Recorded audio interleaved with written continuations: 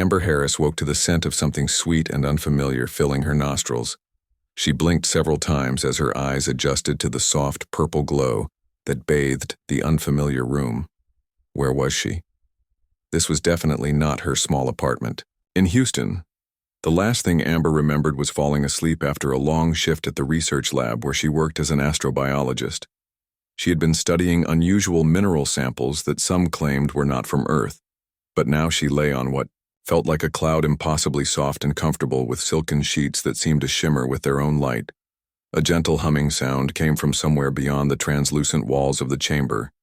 Amber sat up slowly, her heart racing as she realized none of this made any sense. She wore a flowing garment made of material that felt like water against her skin, but somehow remained perfectly in place. A section of the wall suddenly became transparent, revealing a tall, slender figure silhouetted. Against the strange light beyond, Amber gasped as the figure turned and moved toward her with fluid grace. Unlike anything she had ever seen, Queen Zilara of the Celestial Dominion watched her new mate with curious eyes. Her translucent skin shimmered, with bioluminescent patterns that shifted with her emotions. Her elongated limbs moved with deliberate grace as she approached the human female.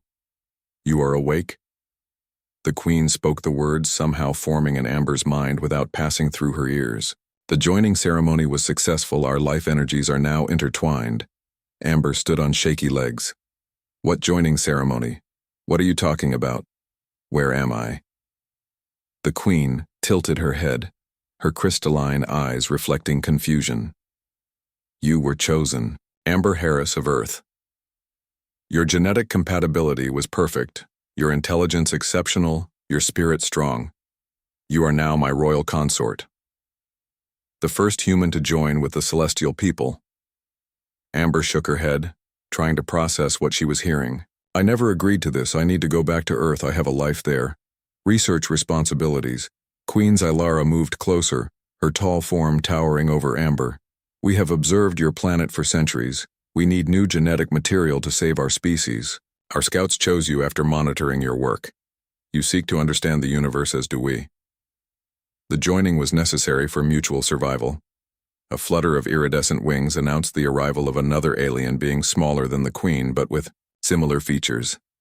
She carried what looked like a crown made of living crystal. "Your Majesty, the ceremony awaits. The Council is eager to meet your human consort." Amber backed away, feeling trapped and overwhelmed.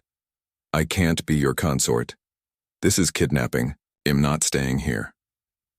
The Queen extended a delicate hand. "Please understand you were dying.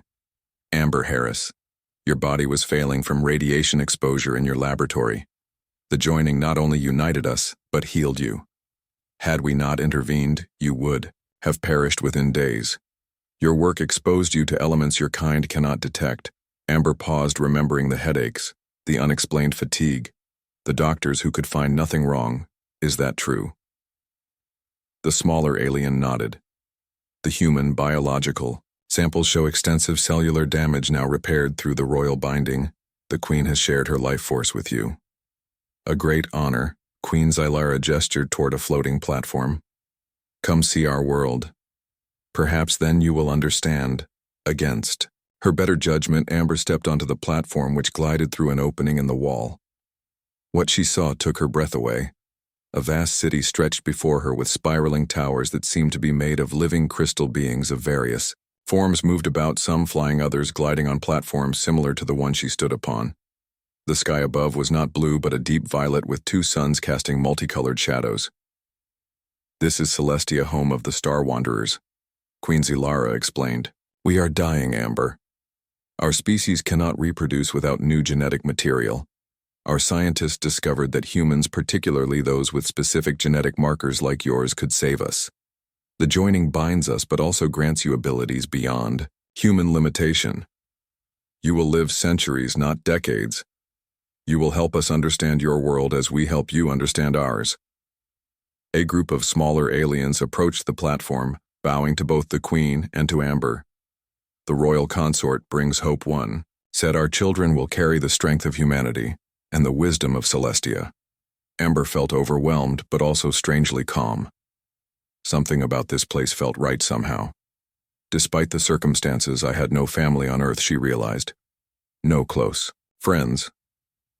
My work was everything to me, and now my work could save an entire species.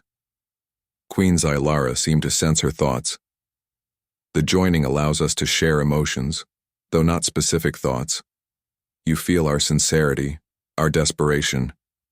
You can return to Earth for visits, but your cellular structure has been altered. You are partly Celestian now. The Queen extended her hand again. This time Amber took it, feeling a warm tingle spread through her body. I want to understand everything, she said.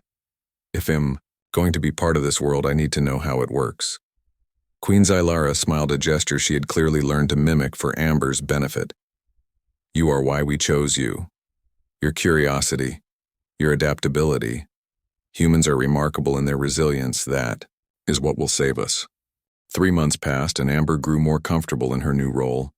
She learned to read Celestian script, watch their art performances that used light and motion instead of physical objects. She developed a routine, observed council meetings, and studied their advanced science. But tensions began to rise among certain factions of Celestian society. Some Celestians, particularly the purist faction, viewed the human integration with suspicion. They believed mixing their species would dilute their ancient powers. Nixel, leader of the purists, made his opinions known at every council gathering. The human presence corrupts our sacred bloodlines, Nixel announced during a particularly heated council session. His skin pulsed with angry red patterns. As he addressed the assembled leaders, our ancestors would be ashamed of this desperate measure, Queen. Zylara remained calm, her own bioluminescence steady and bright. Our ancestors would be more ashamed of extinction, Nixel. Our children lie dormant, while you cling to outdated notions of purity. Amber sat beside the Queen, feeling the tension in the room, like waves of electricity. The emotions of the Celestians affected the very air around them. She had learned to sense these shifts, another sign of her changing biology. After the council adjourned, Lyra hurried to Amber's side. You should be careful, she warned. The purists grow bolder. They speak against you in the lower chambers, claim you manipulate the Queen for human advantage. I barely understand your politics, Amber replied. How could I possibly be manipulating anyone? It matters not what is true, Lyra said, only what is believed. Nixel lost his mate in an earlier failed joining attempt with another species. His bitterness runs deep. That evening, Amber found Zylara in the royal garden, surrounded by floating luminescent plants that responded to her movements, swaying in harmony with her gestures. The Queen looked troubled, her usual radiance dimmed. Are you okay? Amber asked, joining her among the responsive Flora. Zylara turned, her crystalline eyes reflecting the garden lights. Political pressure grows, she admitted. My decision to bring you here has divided our people. I knew there would be resistance, but Nixel gains support. Daily, Amber sat beside her on a living bench that shaped itself to their forms. Is there anything I can do to help? Perhaps, Zylara said. There is an ancient ritual, the luminous communion. It allows a joined pair to demonstrate their compatibility before the entire community. If successful, it would silence many doubters, but it carries risk. What kind of risk? Amber asked. The ritual connects our consciousness completely, Zylara explained temporarily. Most joined pairs wait years before attempting it. If the minds are not truly compatible, the feedback can be painful, even damaging. So we'd basically merge our minds in front of everyone. Amber frowned. And if we're not compatible enough, it hurts? Yes. But if successful, it would prove our joining was meant to be, not merely a desperate measure. The Queen took Amber's hand. The purist could not deny the evidence of a successful communion. Before Amber could respond, an urgent message arrived from Lyra, who rushed into the garden, her wings flickering with distress. Your Majesty, the royal laboratory has been breached. Several developing embryos have been damaged. Zylara rose immediately, her form elongating with alarm.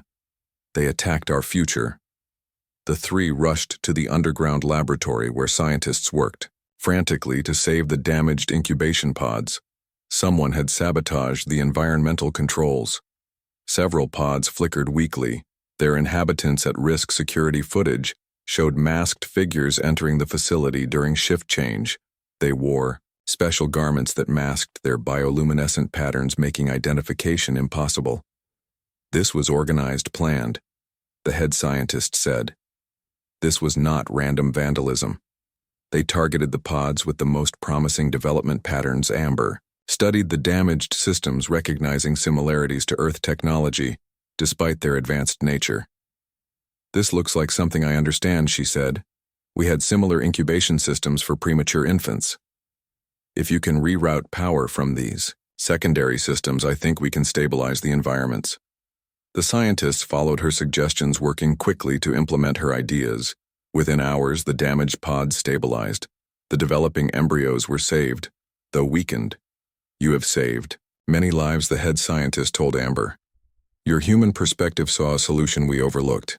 Word of Amber's role in saving the embryos spread quickly through the palace.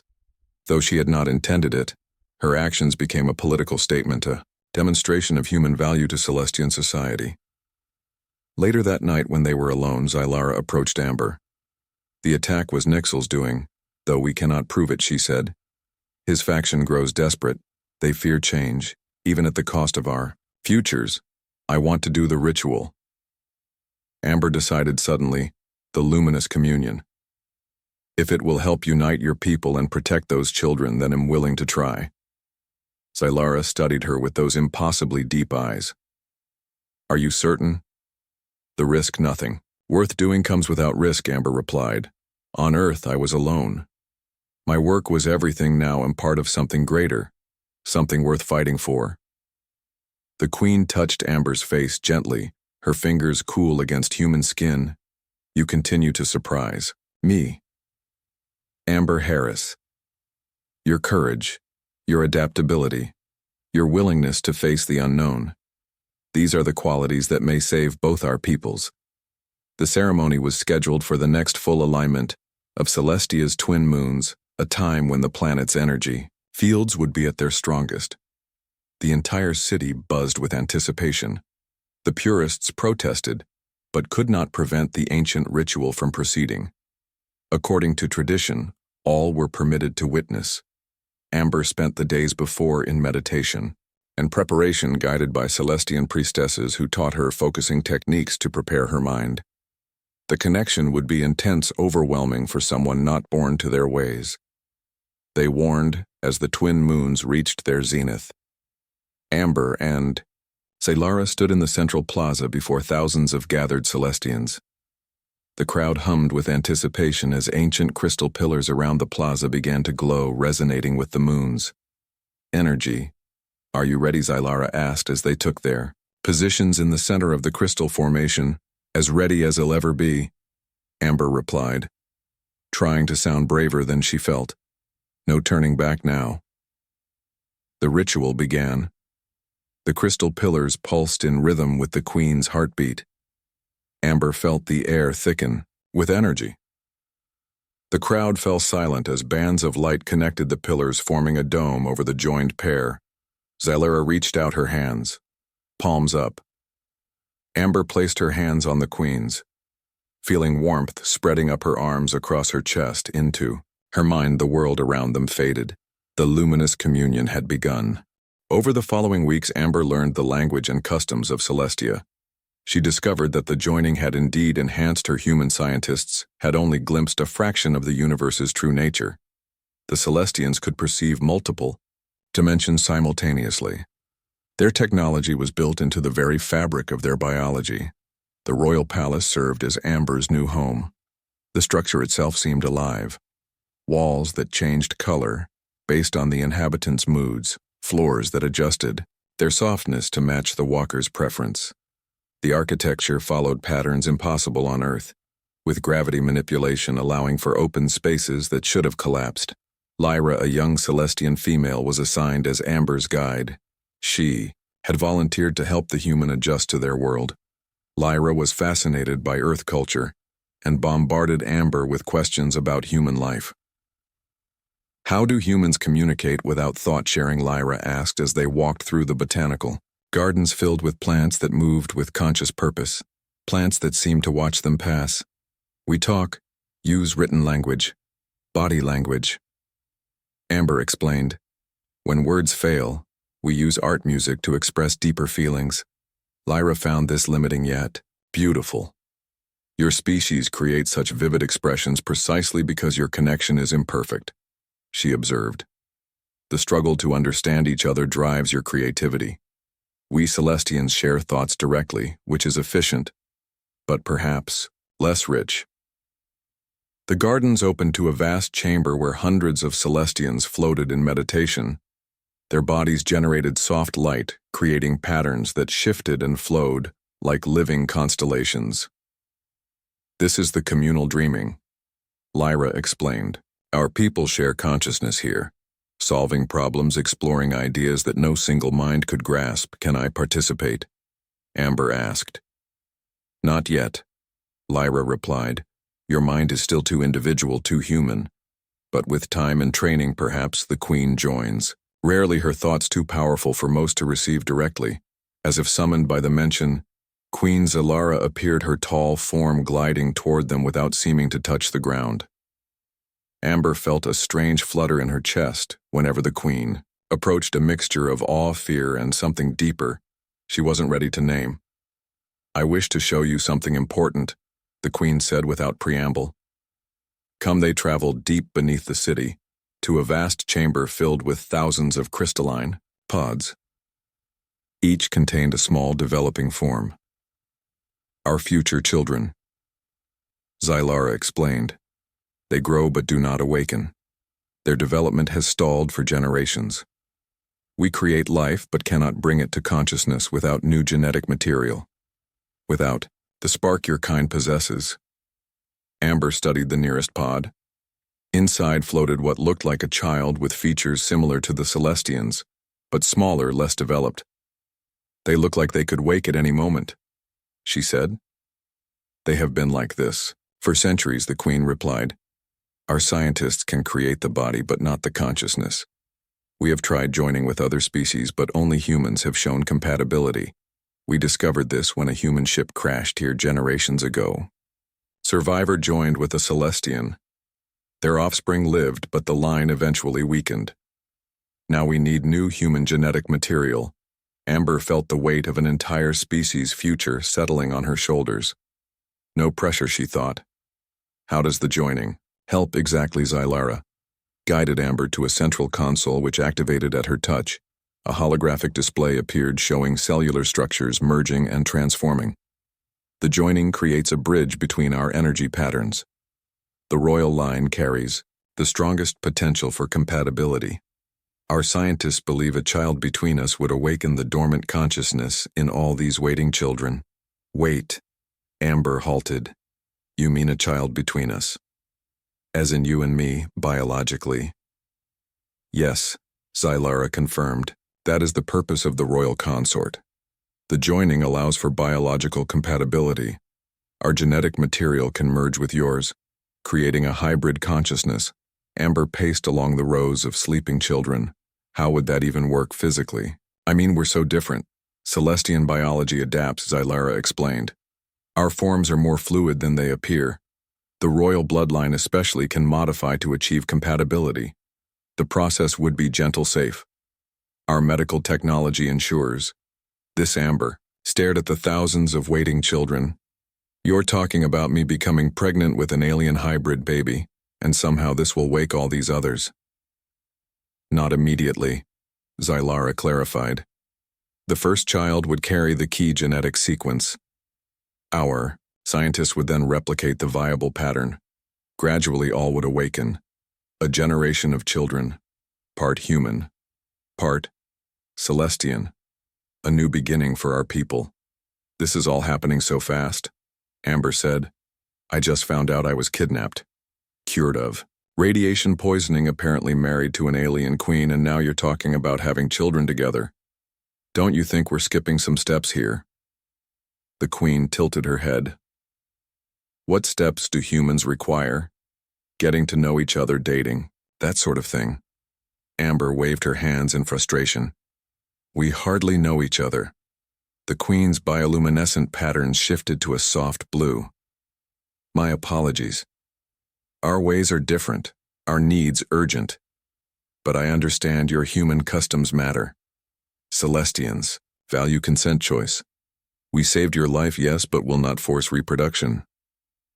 The joining was necessary to heal you. The rest must be your choice. Amber nodded, appreciating the Queen's understanding. Despite the strangeness of her situation, she felt drawn to Zalara. Her presence was calming, powerful, yet gentle. I need time, she said, but I want to help if I can. The return journey to the palace was quiet, each lost in thought. When they reached the royal chambers, Zalara turned to Amber. Perhaps we should begin with what humans call dating. Getting to know one another. Despite everything, Amber smiled. That sounds nice. Amber's consciousness expanded beyond her physical form. Zalara was there not as a separate being, but as another aspect of herself. Their memories flowed together like rivers merging. Amber saw the Queen's childhood, centuries of learning, growing, becoming. Ruler Zalara experienced Amber's brief human life, her struggles, determination, scientific curiosity, loneliness.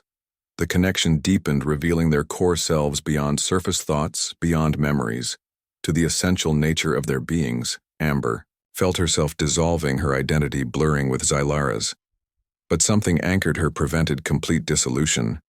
Her humanity, her individuality persisted, even as she merged with the Celestian Queen. Around them, the crystal dome pulsed with light, responding to their mental union. The watching crowd gasped as colors never before seen in a communion spiraled through the energy field. Human red and gold mixed with Celestian blue and violet, creating new patterns, new possibilities. Deep, in the merged consciousness, Amber sensed danger, a presence that should not be there. Something disrupting the harmonious flow. Something intentionally harmful. Nixel. She realized he had infiltrated the ritual. Somehow was attempting to sabotage the communion to prove their incompatibility. She felt his hatred, his fear. She understood him, saw his past losses, his genuine belief that mixing with humans would destroy everything. Celestians valued, Zalara sensed it too. Together they confronted the intrusion. In the physical world, the crystal dome flashed with dissonant energy. Celestians in the crowd cried out in alarm as the ritual appeared to destabilize. We need to push him out. Zylara's thoughts merged with Amber's. He seeks to break our connection, to prove humans are incompatible. But fighting him directly would require aggression, violence, Amber realized. Something Celestians rarely expressed. Something humans understood all too well. She drew on that human knowledge, that instinct to protect what mattered. Instead of attacking Nixel directly, she opened herself completely, showing him her memories, her feelings, her hopes, her love for Earth, her growing connection to Celestia, her desire to help, not harm. The truth of her intentions laid bare. Nixel recoiled from this unexpected approach. His intrusion wavered. In the physical world, the energy dome stabilized, colors flowing smoothly once more. Then Amber and Zalara together reached toward Nixel, not to fight, but to include his pain, his fear, his love for his people. They acknowledged it, accepted it, offered understanding instead of rejection. The intrusion dissolved. Nixel withdrew, not defeated but changed. The communion continued, stronger than before. The crystal dome shimmered, with unprecedented brightness, bathing the entire plaza in radiant light. When the ritual ended, Amber and Zalara stood transformed. The connection remained a thread linking their minds, even as they returned to separate consciousness. The crowd stood, in awed silence, then erupted in a sound like singing, though no voices were used. A harmonic resonance of shared emotion. Nixel approached, his form diminished, his luminescence dimmed. I was wrong, he admitted quietly. The communion does not lie. Your joining is true. Your minds compatible. Your intentions pure. I withdraw my opposition. The council convened, immediately proclaiming the communion a historic success. The first successful human-Celestian integration. Not just compatible, but complementary. Their differences creating something new, something stronger than either alone. In the days that followed, the political landscape shifted dramatically. The purist faction fragmented, many joining the progressive faction that supported human integration. Others remained skeptical, but no longer openly hostile. Amber and Zilara retreated to the royal chambers, exhausted but triumphant. The connection between them had changed, deepened. Though no longer in full communion, they sensed each other's emotions, could share impressions without speaking. I saw everything, Amber said as they rested on the living furniture that adjusted to support their tired bodies. Your whole life, centuries of memories. How do you carry all that? We perceive time differently, Zilara explained. What seems like centuries to you feels more fluid to us. Important moments stand out, the rest flows together. Did it overwhelm you? Strangely, no, Amber replied. It felt like reading a fascinating book all at once rather than page by page. I understand you better now. Your dedication to your people, your loneliness despite being surrounded by others. The Queen nodded. You are the first to truly see me, not just the crown, the title, but me. Zilara, I saw you too, Amber. Your courage facing the unknown. Your scientific mind always questioning, analyzing, your heart so guarded yet so capable of connection. They sat in comfortable silence for a while, each processing the profound experience they had shared. Finally, Amber spoke. What happens? Now we truly begin, Zilara said. The communion proved our compatibility beyond doubt. The Council will support us fully. Resources for our research. Medical technology to prepare for a potential child. But most importantly, we have earned time, the pressure lessens.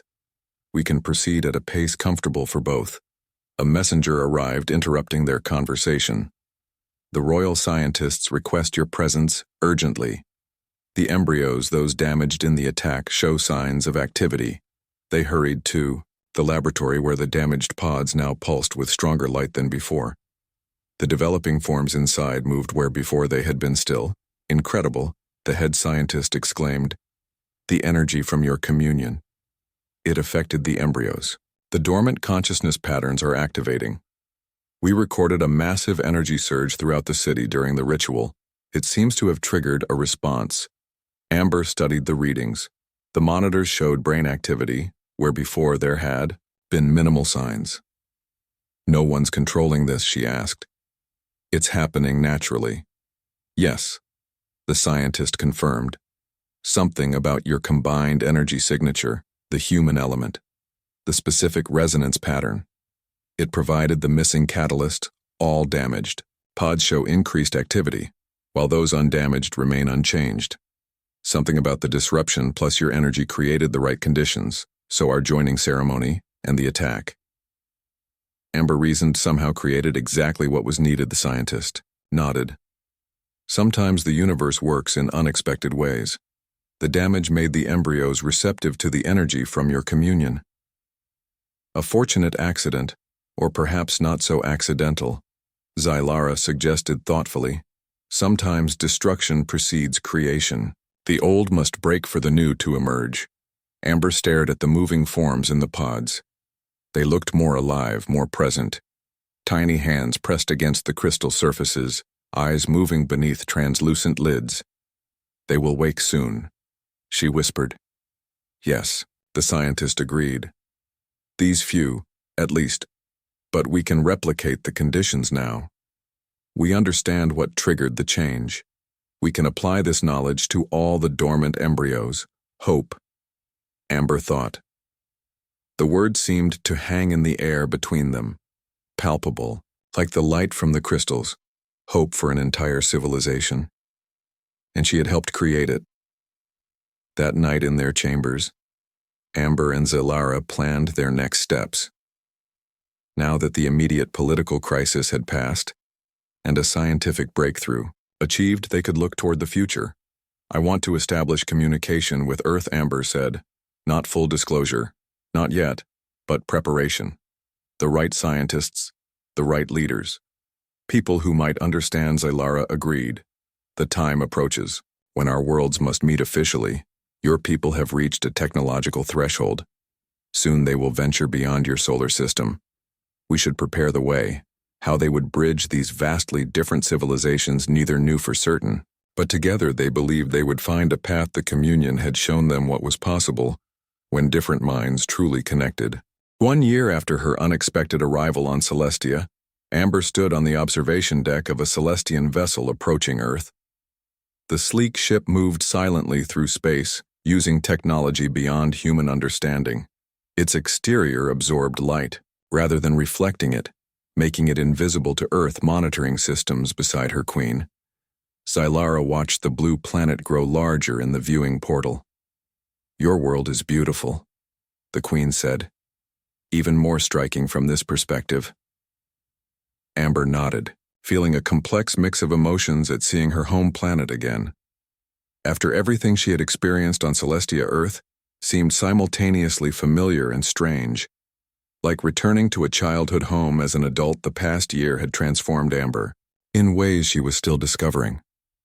The joining with Zylara had altered her biology, extended her lifespan, enhanced her senses.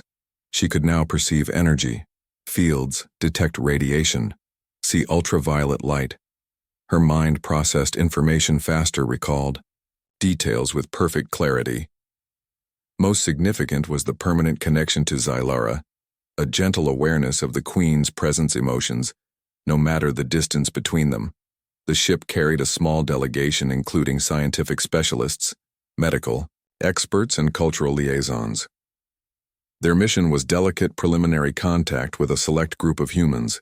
Amber had helped identify scientists, government officials, who might comprehend the magnitude of what they offered without reacting with fear. Kate Winters waited at the rendezvous point, a remote observatory in the mountains of Colorado closed to the public for a supposed equipment upgrade. Kate had been Amber's colleague and friend at the research facility before her disappearance. Amber had sent Kate unusual data readings from the alien samples. Now that information would serve as proof of Amber's identity and the legitimacy of her return. "Are you nervous?" Lyra asked as the ship entered Earth's atmosphere. She had become Amber's closest Celestian friend besides the Queen and had volunteered immediately for the mission. Terrified, Amber admitted, "Everyone thinks I've been dead for a year. Now I'm returning with aliens to propose an interspecies alliance. It's a lot." Zylara touched her shoulder gently. "We proceed at your pace. This first meeting is merely introduction. We expect no immediate acceptance, only the beginning of understanding." The ship landed silently in a wooded area near the observatory, its cloaking technology concealing it from radar and satellite observation. Amber exited, first breathing Earth air for the first time in a year, the scent of pine trees, damp soil, the familiar pull of Earth's gravity, the blue sky overhead. Everything familiar, yet somehow new through her enhanced senses. Kate stood waiting by the observatory entrance, her expression changing from professional composure to shock as she recognized her supposedly dead colleague Amber. She gasped, "Is it really you?" "It's me," Amber confirmed, "though not exactly the same person you knew." Kate moved forward cautiously. "You disappeared, we thought. After the radiation levels in the lab. Your apartment empty. No trace."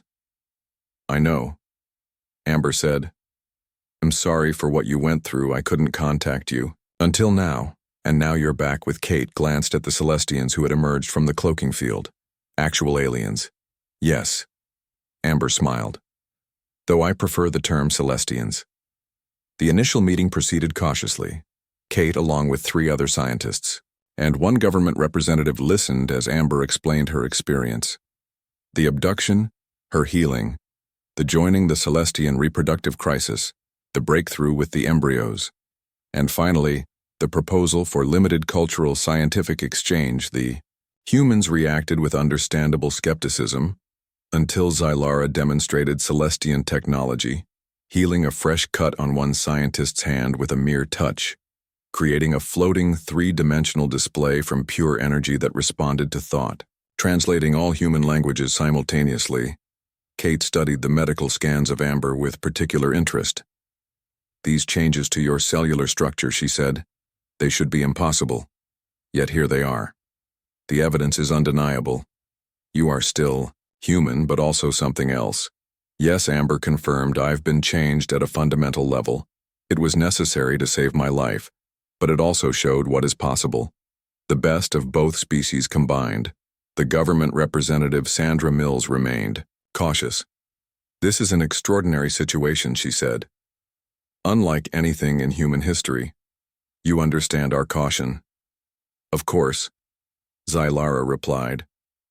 "We do not seek mass contact, immediate alliance.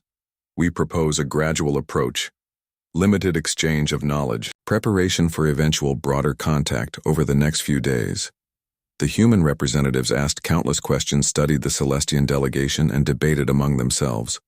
Amber served as bridge between worlds, explaining, translating, providing context on the final day. Kate took Amber aside for a private conversation. "I need to know," she said.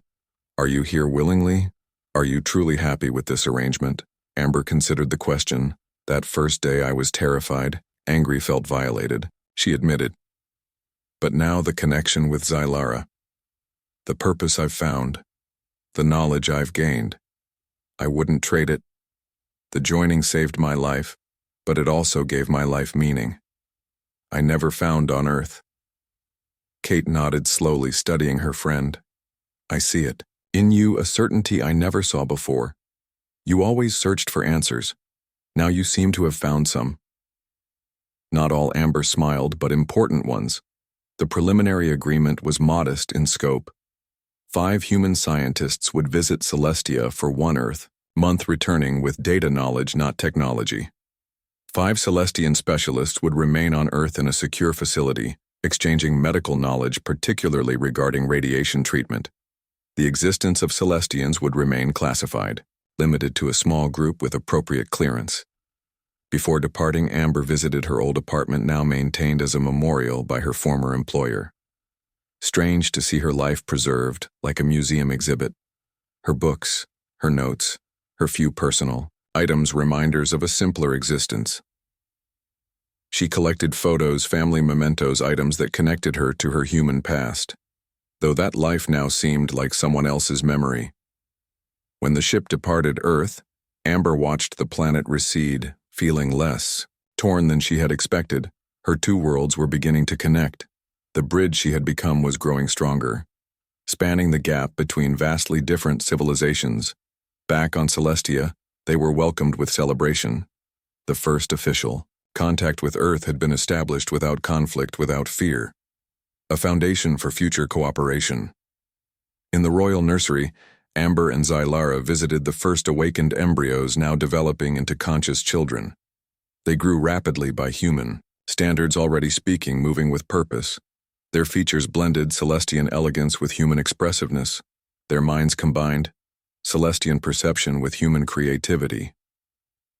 The little ones gathered around Amber and Zylara, reaching with tiny hands that glowed with soft light. They called Zylara Mother Queen and Amber Mother Star, names that reflected their dual heritage. One child, a female named Elara, showed particular interest in Amber's stories of Earth, drawing images of oceans, mountains, forests, places she had never seen but somehow understood. "I will visit someday," she declared with certainty. "I will help both worlds grow together." Amber met Zylara's gaze over the child's head, sharing a moment of understanding without words. The future would be complex, challenging, filled with obstacles neither could fully predict, but it would also be filled with possibilities neither world could achieve alone. Later that night, Amber stood on the balcony of the royal chambers watching Celestia's twin moons rise. Zylara joined her, their hands finding each other with practiced ease. "When I went to sleep on Earth that night," Amber reflected, "I never imagined waking up married to an alien queen, starting a new civilization, becoming a bridge between worlds. The universe has strange paths for us all," Zylara replied. "Sometimes the most unexpected journey leads to the most necessary destination." Below them, the city glowed with life, the dormant children awakening one by one. The first generation of a new kind of people, part human, part Celestian, carrying the future of both civilizations in their unique biology. "I never felt at home on Earth," Amber admitted. "Not truly. I always searched for something more. Something beyond what I could see, touch, Analyze, and I ruled a dying world, Xylara said, surrounded by my people yet alone, watching our future fade with each passing cycle. They stood together at the threshold of something unprecedented in either of their worlds, something neither had sought, yet both had needed: the joining of two species, two civilizations, two futures, once separate, now inextricably linked. Whatever comes next, Amber said, we face it together. Not just you and I, but all of us. Humans, Celestians, and those who are both. Xylara nodded, her crystalline eyes reflecting the moonlight. The stars have always known our paths were meant to cross. Some journeys begin with confusion, but lead to clarity. Together, they watch the cosmic dance of Celestia's night sky. Two beings from worlds apart, now united with a shared purpose. For the first time in her life, Amber Harris felt truly at home among the stars.